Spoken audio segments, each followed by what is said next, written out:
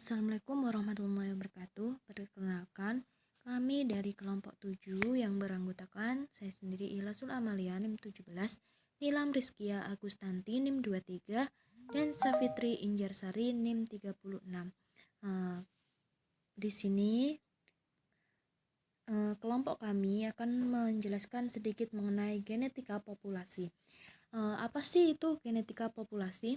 Genetika populasi adalah cabang dari genetika yang mempelajari gen-gen dalam populasi yang menguraikan secara matematik akibat dari keturunan pada tingkat populasi.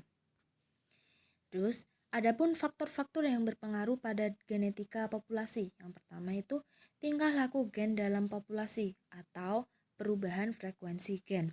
Yang kedua, penyusunan gen kolektif populasi atau adanya frekuensi gen yang merugikan atau cacat. Pemisahan menurut Mendel dapat dikemukakan secara matematis dengan menggunakan rumus binomium. Rumus binomium itu A kecil plus B kecil pangkat N, dengan di mana A adalah kemungkinan bahwa suatu kejadian akan terjadi, sedangkan B yang mungkin tidak akan terjadi. Dengan perbandingan 1:2:1 yang memperlihatkan pemisahan dari sepasang alel tunggal. Alel tunggal itu A-nya berbeda, A besar atau A kecil. Kalau yang A besar atau A kecil itu alel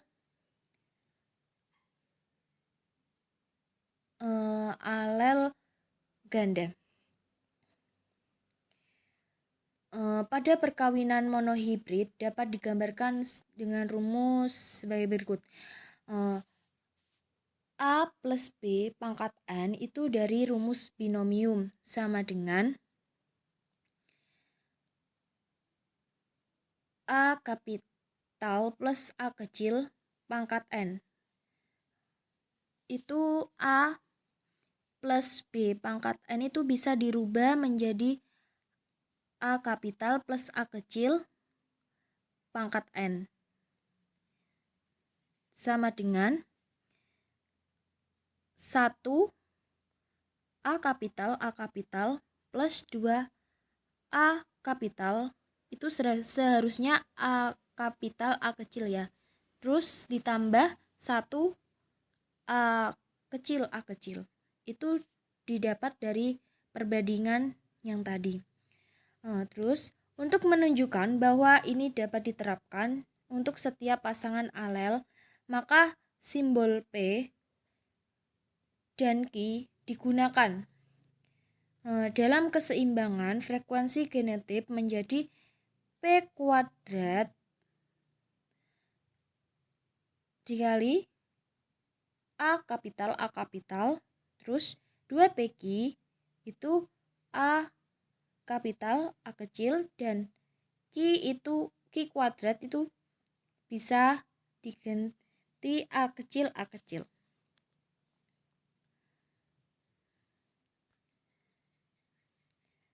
Andaikan frekuensi alel A kapital sama dengan P dan frekuensi A kecil sama dengan Q, maka kemungkinan kombinasi spermatozoa dan sel telurnya pada perkawinan heterozigot A kapital A kecil dikali A kapital A kecil adalah ovum mendapatkan ovum dan spermatozoanya itu kan disilangkan. A itu atau bisa itu ya P, A kapital itu sama dengan P dan A kecil itu sama dengan Q. Spermatozoanya itu gitu, dan ovumnya itu A kapital sama dengan itu bisa juga P dan A kecil itu sama dengan Q juga. Terus disilangkan. Disilangkan.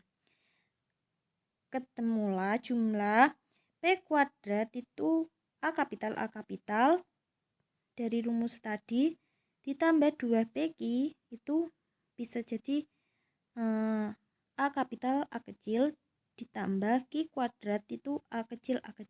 Nah, jika dua alel yang mengambil permanen, maka P plus Q sama dengan 1.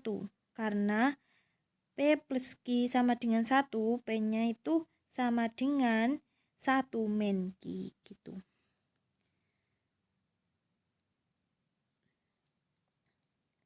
Yang selanjutnya, frekuensi alel untuk warisan antara. Dari 1000 penduduk asli Timur yang diperiksa golongan darahnya MN, didapatkan misalnya 640 orang golongan M, 320 orang itu golongan MN, dan 40 orang itu golongan N. Terus, berapakah frekuensi alel L pangkat M dan L pangkat N masing-masing dalam populasi itu? Jawabannya, menurut hukum ekuilibrium Hardy-Weinberg dengan rumus tadi P kuadrat L pangkat M ditambah 2PQ L pangkat M L pangkat N plus Q kuadrat L pangkat N L pangkat N. Kita mencari Q kuadratnya dulu. Q kuadratnya itu sama dengan 40 dibagi 100. 40-nya itu dari orang yang bergolongan N dibagi jumlah keseluruhan penduduk asli Timur. Nah, itu ada 1000, jadinya sama dengan 0,04. Adapun mencari Q itu akar dari Q kuadrat. Q kuadrat tadi kan 0,04, jadinya akar dari 0,04 sama dengan 0,2. Dan P plus Q sama dengan 1. Adapun P-nya itu sama dengan 1 min 0,2. 0,2 itu dari Q-nya. Sama dengan 0,8. Jadi frekuensi alel L pangkat M itu sama dengan P, itu hasilnya 0,8. Dan frekuensi alel L pangkat N itu sama dengan Q dan hasilnya itu 0,2. Oke, selanjutnya akan dilanjutkan oleh teman kami.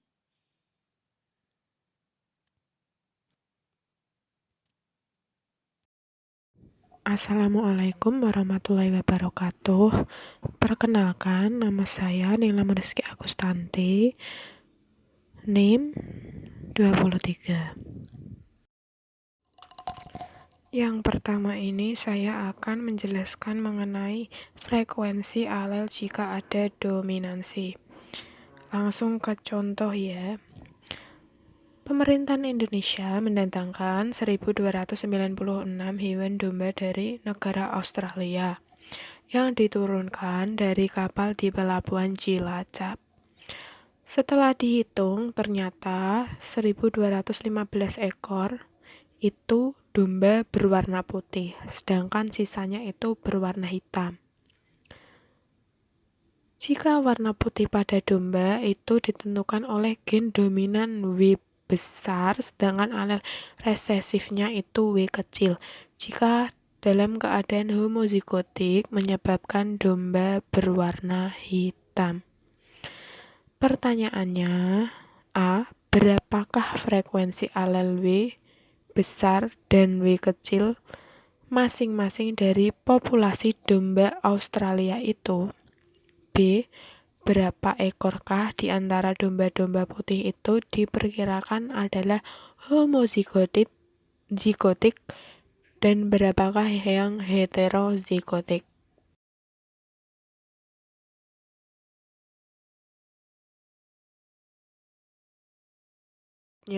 Penjelasannya, jawabannya, ini yang pertama untuk pertanyaan A tadi, ini menurut hukum ekuilibrium Hardy-Weinberg. Ini langsung saja ke rumusnya untuk mempermudah dalam melafalkan gen-gen ini bisa. Jadi gini, saya pernah diajar sewaktu SMA, guru saya itu gini, untuk yang gen dominan seperti hurufnya besar-besar, W besar ini bisa dibaca wawa. Lalu untuk gen dominan yang kecil, seperti W kecil ini bisa dibaca wiwi. Ini gunanya untuk mempermudah ingatan dan juga untuk mempermudah dalam melafalkan setiap gen. Begitu. Jadi ini langsung saja ke rumus ya. Ini P kuadrat wawa plus 2P Ki wawi plus Ki kuadrat wiwi. Jadi gitu pelafalannya. Lalu selanjutnya itu mencari jumlah domba yang hitam. Ini dicari dari total domba keseluruhan, lalu dikurangi dengan total domba yang berwarna putih. Jadinya 1296 dikurangi 1215. Jadi pada domba yang hitam ini berjumlah 81 ekor. Kembali lagi pada rumus equilibrium Hardy-Weinberg. Untuk mencari Ki kuadrat, ini dicari dengan cara jumlah domba yang hitam tadi dibagi dengan total domba keseluruhan. Jadinya 81 per 1296 sama dengan 0,0625. Ini untuk Ki kuadratnya. Lalu setelahnya kembali lagi pada rumus equilibrium Hardy-Weinberg. Ini P plus Ki itu sama dengan 1. Selanjutnya untuk mencari Ki saja, ini tinggal mengkuadratkan dari Ki kuadrat tadi dikuadratkan lagi. Jadi nilainya ada 0,25. Ini untuk Ki saja. Lalu untuk mencari P ini menggunakan rumus 1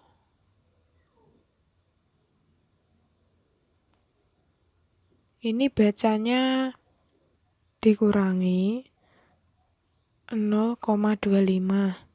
Ini dari Ki saja, Ki tadi ya. Berarti rumusnya P sama dengan 1 dikurangi Ki. Jadi hasil nilainya ada 0,75. Jadi frekuensi alel W besar atau W tadi itu sama dengan nilai P, yakni 0,75. Sedangkan untuk frekuensi alel dari W atau W kecil tadi itu sama dengan Ki, yakni hasilnya 0,25. Selanjutnya untuk jawaban B, itu banyaknya domba putih homozigotik. Nah, ini bisa menggunakan rumus P kuadrat dikali total keseluruhan dari domba tadi. Jadi sama dengan 0,75 ini dikuadratkan dikali 1296 ekor. Jadi totalnya ada 729 ekor domba putih homozigotik. Sedangkan banyak domba putih heterozigotik ini bisa menggunakan rumus 2 dikali P dikali Ki dikali total keseluruhan domba tadi. Jadi 2 dikali 0,75 ini P, lalu dikali 0,25 ini Ki, setelahnya dikali 1296 ekor. Ini totalnya ada 486 ekor. Jadi begitu untuk jawaban yang soal frekuensi alel jika ada dominansi.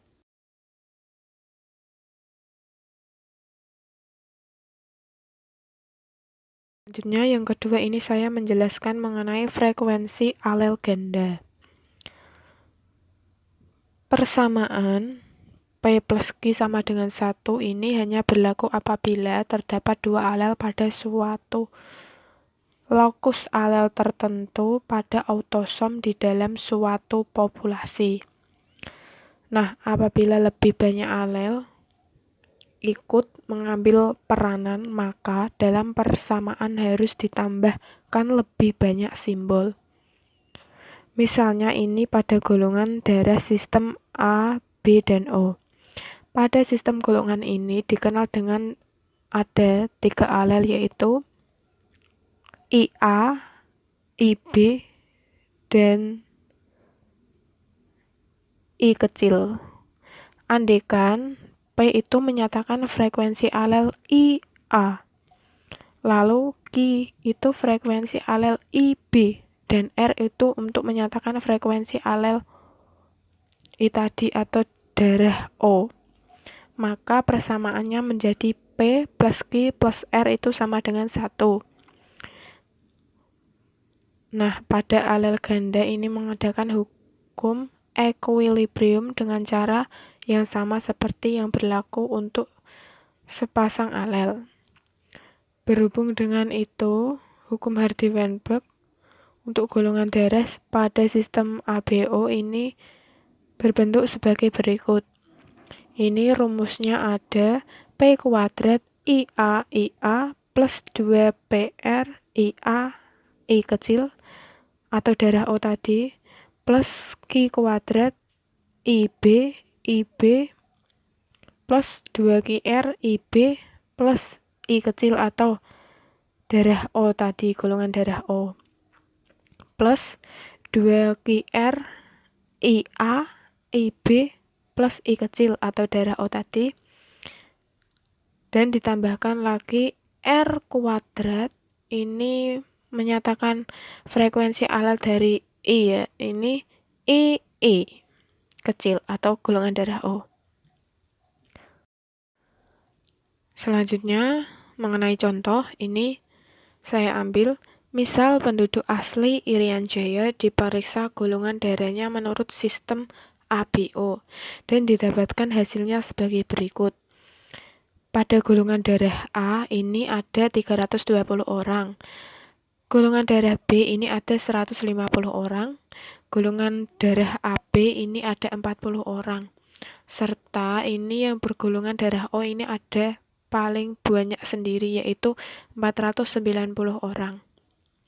Pertanyaannya, berapakah frekuensi alel IA, IB, dan I masing-masing pada populasi tersebut? Jawab, ini lalu teknik yang pertama ini memasukkan rumus frekuensi alel ganda tadi yang sudah saya jelaskan pada slide sebelumnya. Pi kuadrat IA plus 2PR IA I kecil atau alel yang golongan darah O plus Q kuadrat plus IB plus 2QR IB I kecil plus 2QR IA IB I kecil plus R kuadrat plus plus R kuadrat II. Yang pertama ini untuk mencari golongan darah O ya. Golongan darah O atau R kuadrat. Ini bisa dicari dengan total golongan darah O ini sebanyak berapa orang di per 1000. Totalnya jadi ada 0,49. Lalu untuk menjadikan R ini dikuadratkan lagi. R sama dengan akar kuadrat dari 0,49, yaitu akar 0,7. Selanjutnya, ini mencari P plus R kuadrat kurung tutup. Ini untuk mencari frekuensi golongan darah A dan golongan darah O. Ini sama dengan 320, ini golongan darah A, lalu ditambah dengan golongan darah O, yakni ada 490 orang, ini diper 1000 atau dibagi 1000. Ini hasilnya 0,81. Jadi untuk mencari P plus R saja ini dikuadratkan. Jadinya akar kuadrat dari 0,81 yaitu 0,9. Lalu mencari P saja ini dengan cara P sama dengan 0,9 dikurangi 0,7. 0,9 ini didapat dari P plus R, lalu 0,7 ini didapat dari R saja. Jadi rumusnya bisa P plus R dikurangi dengan R saja.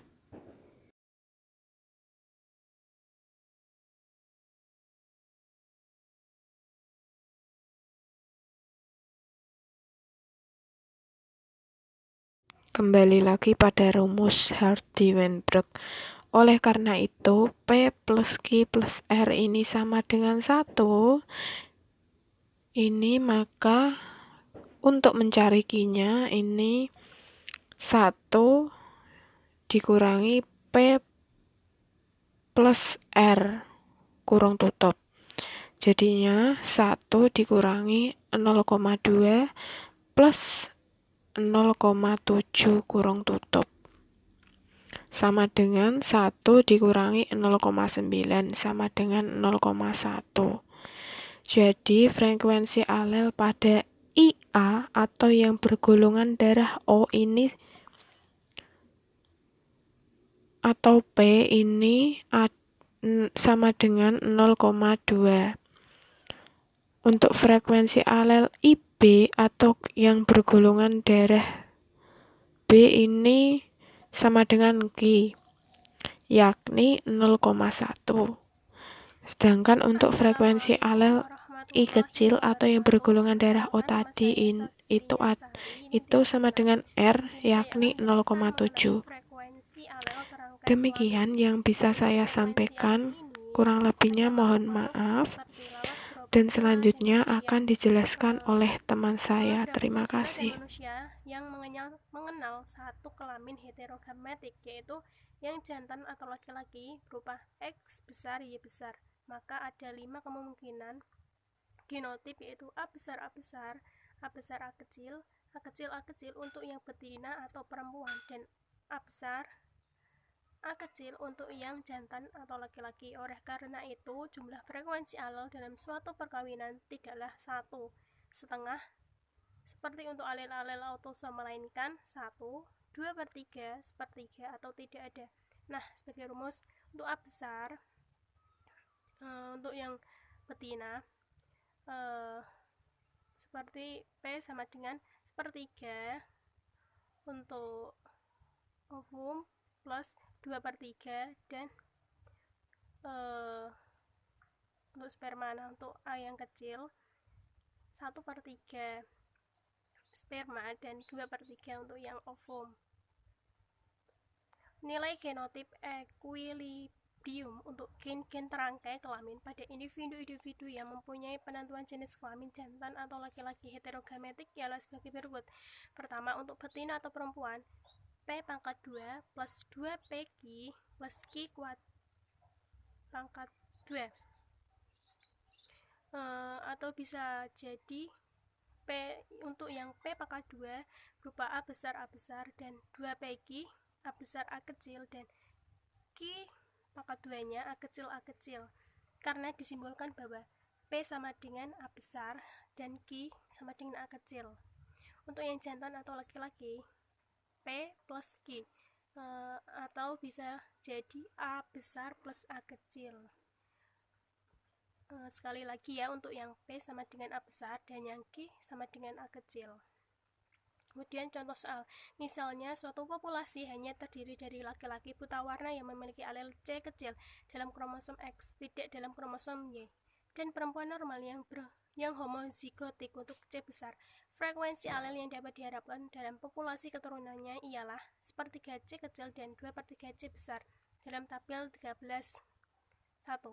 Akan tetapi apabila perempuannya buta warna C kecil dan laki-lakinya normal C besar, maka frekuensinya menjadi 1/3 C besar dan 2/3 C kecil.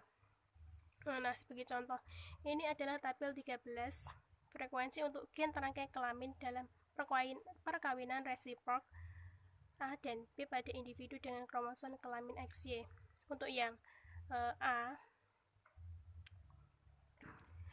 untuk yang P1-nya, ovum disilangkan dengan sperma, C besar disilangkan dengan C kecil.